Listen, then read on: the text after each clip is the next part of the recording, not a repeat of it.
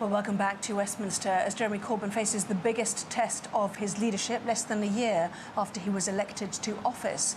Overnight, he sacked his shadow Foreign Secretary, Hilary Benn, after a phone call in which Mr Benn said he had lost confidence in Mr Corbyn's leadership.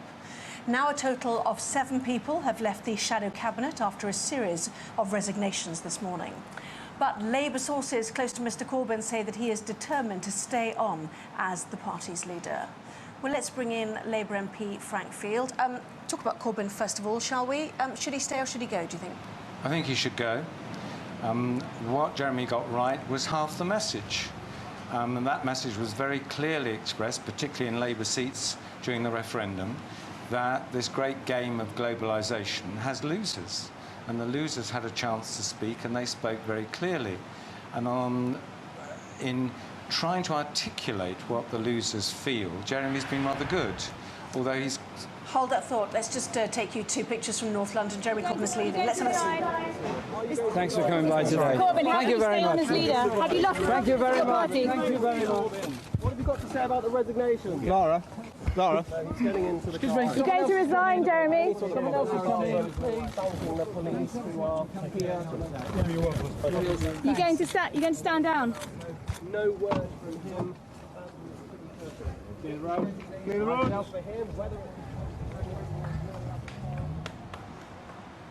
So he drives off, doesn't he? Not many words there from him. Pressure is on him, of course, including from people, as we were just hearing from you. You were explaining why you thought he should go. Well, I mean, what he didn't say there, but he's actually said this morning, that he's going nowhere.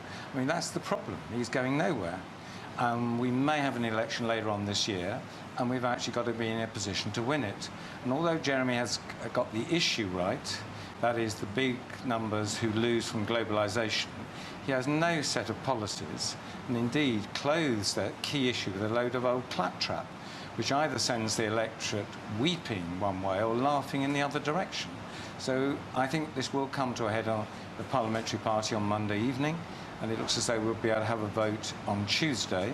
It's totally proper that Jeremy will stand in that contest, but I hope and fervently believe that during that contest, as always with contests, leaders emerge.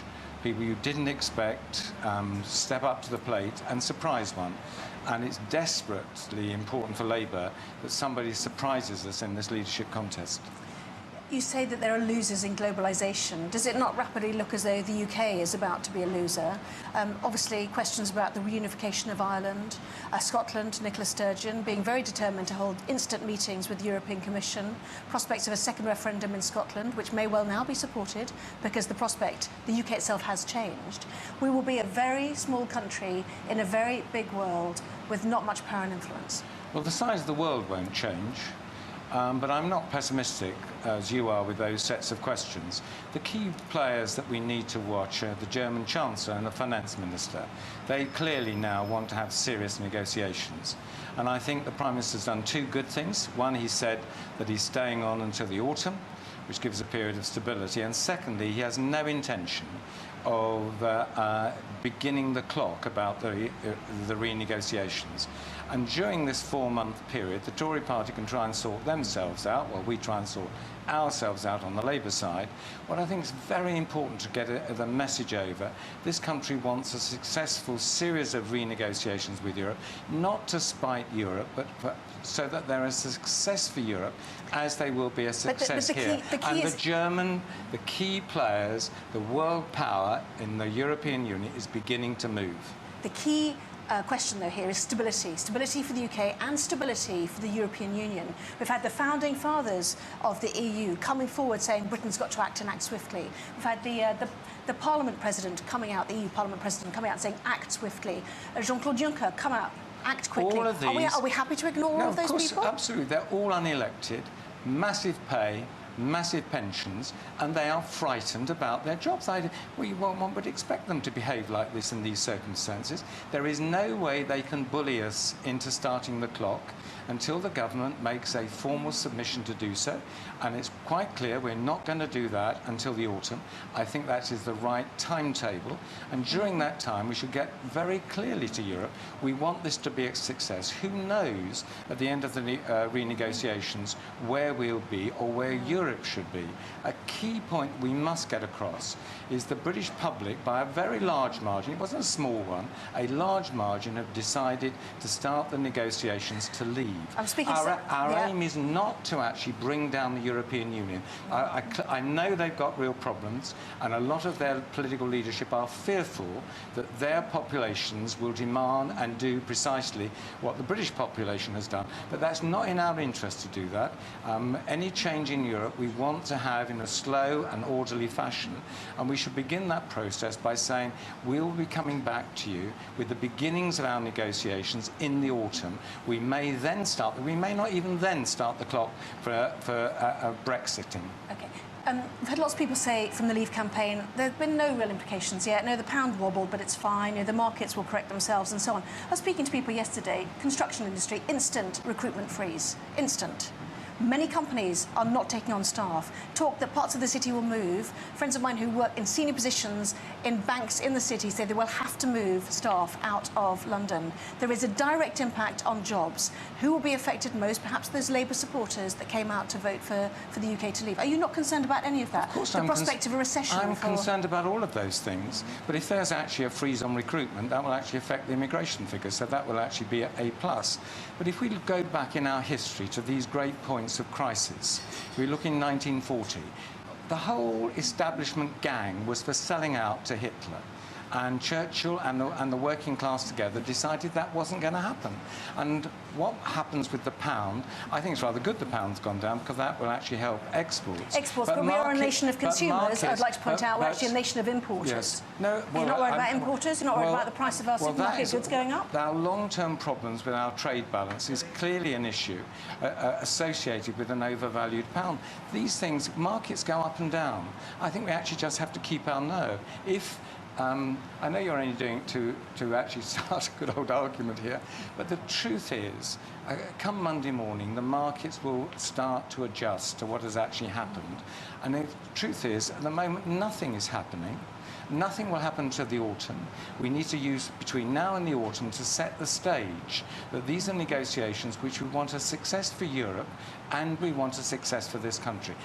From our side, it's not going to be spiteful, and the key players, as I emphasised earlier, Mrs. Merkel and her Chancellor have already begun to move, and what Germany does, usually in the end, that's what the European Union does.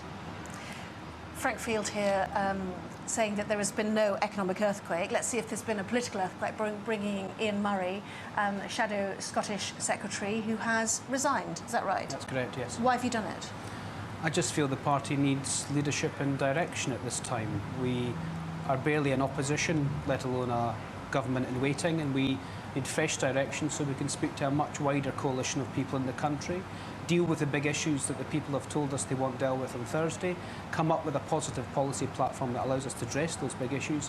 And I just feel that, having said that to Jeremy Corbyn and Shadow Cabinet on Friday, I could no longer be part of that team, and I think resigning on that basis is the right thing to do.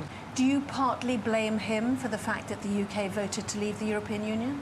I'm not sure we should be apportioning blame. What I do blame is the Prime Minister for gambling on the UK's future and losing to fix his own party. So I thoroughly blame the Prime Minister for getting into this mess, but everyone's got to take their share of the blame. In Scotland, we've had a 62% in favour of remaining in the European Union. In my own constituency, 78%. Many parts of the UK voted either heavily for or heavily against. The country is divided, it's split, and it's up to politicians to come together and resolve that in the best interests of working people in this country.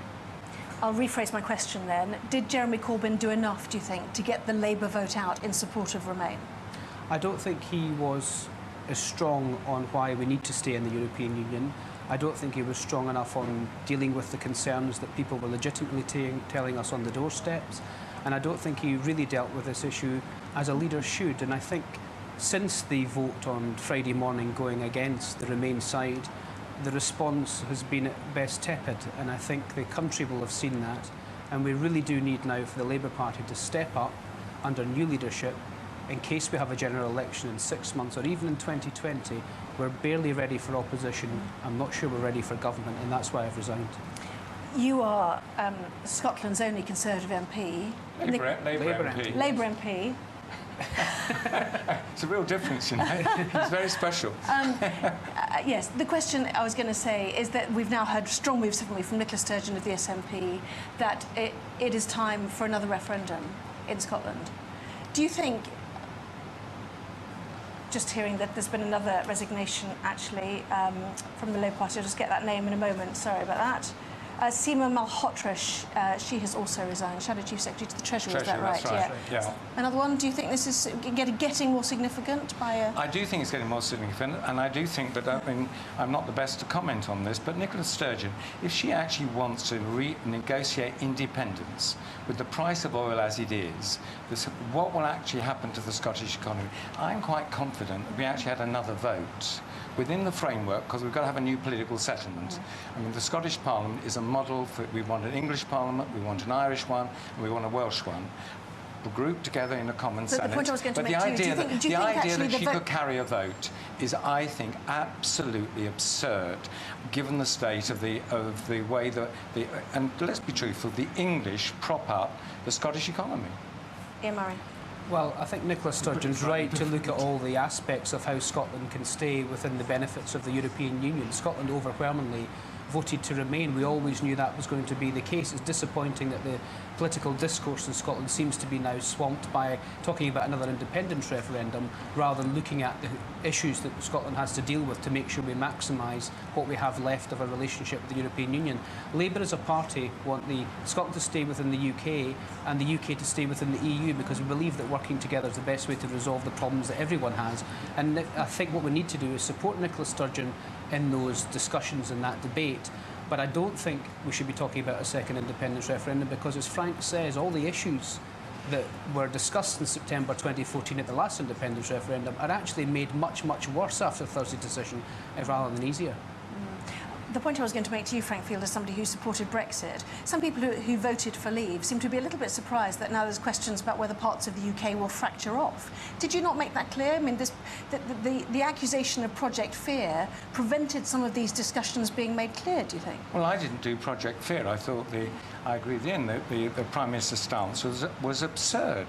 If he thought we were going to have a Third World War and 7 years of pestilence, why the hell did he give a vote in the first place? No, but I'm saying that he was being criticised for outlining things that might happen, including the refracturing of the United Kingdom. All the way through, I tried to talk about the risks of staying and the risks of leaving. One of the risks of leaving was how it would fracture elsewhere. I don't accept your view about Ireland. And I think in time we will see Ireland following our lead and leaving and seeking a new arrangement. I don't think people want a sort of an independence. There's going to be a regrouping of the European Union, and I think it's quite proper that the old unelected... Just one final word with Ian, if you don't mind. Do you think there will be a second referendum in Scotland, and do you think the Scots will vote to leave the UK this time? I don't think I can possibly answer those two questions at the moment. It makes it more likely there will be a second referendum, but at this stage I think all options should be explored to make sure that Scotland can stay within the EU, but we want it also to stay within the UK. And can I just pick up very briefly this point about Project Fear? It wasn't Project Fear, it's Project Fact. A very good university friend of mine who's a major contributor and analyst in the city has said that we haven't just seen the start of it yet in terms of what's going to happen. This is people's pensions, savings and livelihoods, and to just dismiss all of that is Project Fear, I think, is a dereliction of duty. Ian Murray, Labour Shadow Secretary and State for Scotland. Until a moment, I was going to say, I was going to get that bit right. Thank you both very much to you. Frank Field as well, thank you. Michael Heseltine, Tory grandee, coming up after the break. Don't go away.